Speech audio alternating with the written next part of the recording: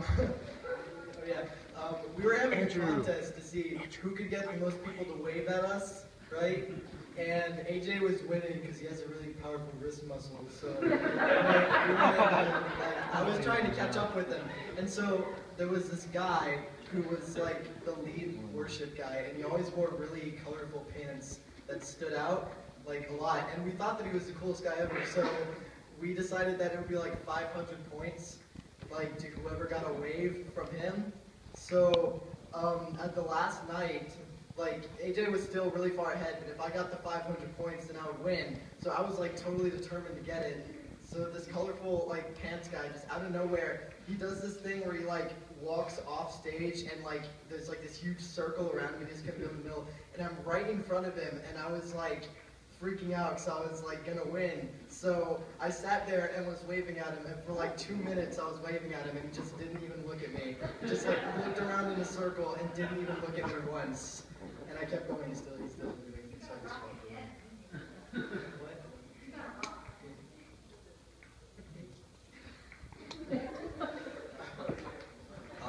So was it like 2 years ago that we went to Kentucky?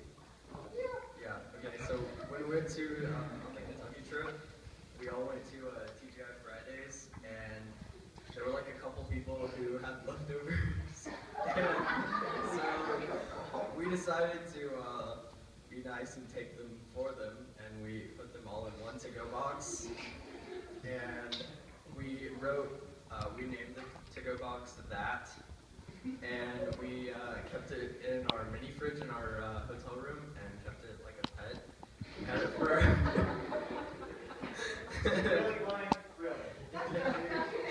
and by like the last day of the trip, it had basically just like made our room smell really bad. So we took it outside and we placed it a couple floors below us on the edge of the whatever, and by the elevator, and the people kept walking by and no one would touch it, and then all of a sudden this like, what was it, like 10 or something, this 10-year-old kid just picked it up and like freaked out and ran in the elevator with it.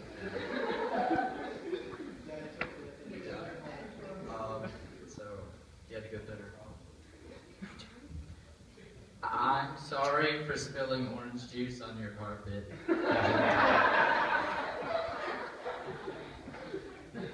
But how many more do you guys have to go?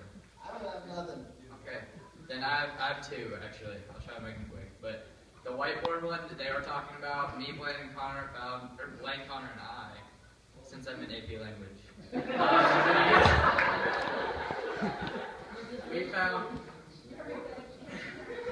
we found like a roll of like 75 name tags. Okay, it was more than that, but a lot of name tags, and we spelled out HEP the whole way, HEP, across the whole whiteboard, and I still don't even know what that means, but and then we wrote HEP on each individual one, and then Mark came in the next morning, or a Sunday morning, and even though there was a whiteboard that we never used, he was like, we were going to use it today, and we haven't used it I was like, we haven't used it in like 2 years. And the entire room was a mess. Yes, minor details.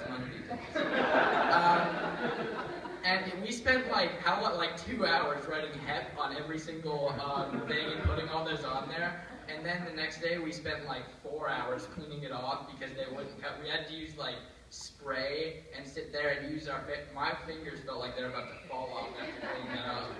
And they sat there and like watched us clean it off the whole time to make sure we cleaned it off. But this one, I actually don't know if anyone knows this, but this is when I was like in 7th grade. And I figured since Mark was leaving, I have to tell him eventually, and everyone else might as well know.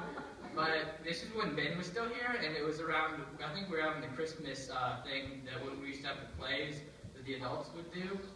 And a bunch of the kids were downstairs, and we were playing hide and seek in the fuel room and in the children's room. And I was hiding, and me and Ben were hiding. Ben and I, we were in the fuel room. And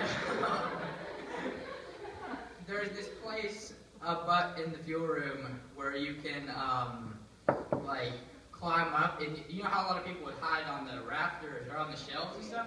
You can climb up on the wall and hide like kind of in the ceiling on the side of the of the wall down there. And so I was hanging on there, and Ben got found. I don't know if that's proper English, but he got found. And they were all talking, and they were close to where I was, so I was trying to lean further back. And when I leaned back, I like lost grip and fell into the ceiling, down through the ceiling, like 10 feet, and I hit the ground. It was completely dark. I started looking around, and I was like, I am dead. I didn't know what happened.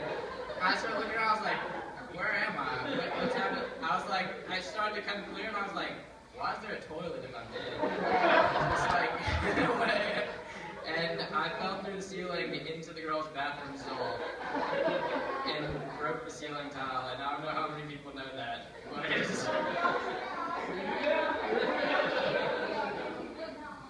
that's the whole story.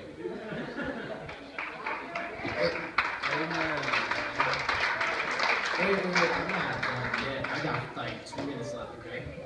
I got a speech.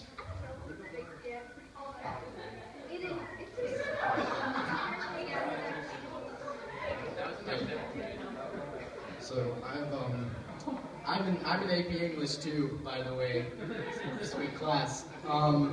And I've decided that I have a literature piece that I thought I would read that I think pertains to this certain predicament that we have. This is an excerpt from the Shakespeare play Julius Caesar. Okay. O Caesar, hence wilt thou lift up Olympus. Great Caesar, doth not Brutus bootless kneel? Speak hands for me. Casca first, then the other conspirators and Brutus stab Caesar. And Peter Brute, then fall Caesar. Guys, so I thought that was relevant because in that play when Caesar dies, he's gone.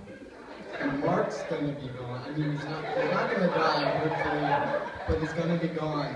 So, see, it's like a connection, like rhetorically. So,